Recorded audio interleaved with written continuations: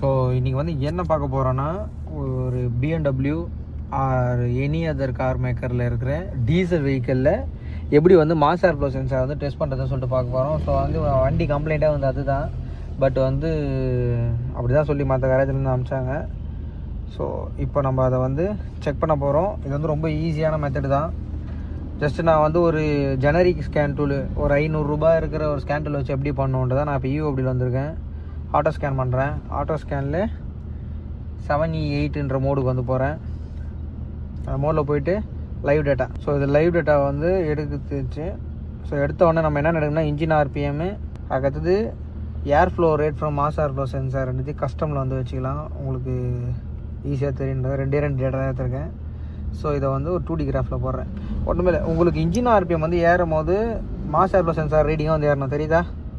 So இந்த மாதிரி தான் வந்து ஏறணும். இது இப்படி இங்கே வச்சுட்டு டிஃப்ரெண்ட் டைப்ஸ் ஆஃப் லோடில் வந்து வண்டி ஆப்ரேட் பண்ணி தான் வந்து கிடச்சிரும். பட் இது வந்து இன்ஜின் ஆர்பிஎம்முக்கு வந்து எடுக்கக்கூடாது. இன்கேஸ் உங்கள்கிட்ட ஆக்சிலேட்டர் பெடல் பொசிஷன் சென்சாரோட டேட்டா இருந்ததுன்னா நீங்கள் இந்த ஆக்சிலேட்டர் பெடல் பொசிஷன் சென்சார் டேட்டாவே அது கம்பேரிசனுக்கு வந்து வச்சுக்கலாம். ஸோ இப்போ நம்ம இதை வச்சுட்டு இப்போ நம்ம வண்டி வந்து ஓட்ட போகிறோம்.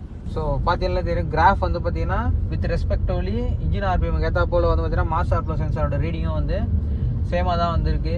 ஸோ இப்போ இந்த டைப்ஸ் ஆஃப் ரீடிங் வரும்போது எங்கேயாவது கிளிச்சு சடனாக வந்து ட்ராப் ஆகுது, இந்தமாரி எங்கேயாவது இறங்கி ஏறுது அப்படின்னா அது வந்து சென்சார் ஃபால்ட்டு.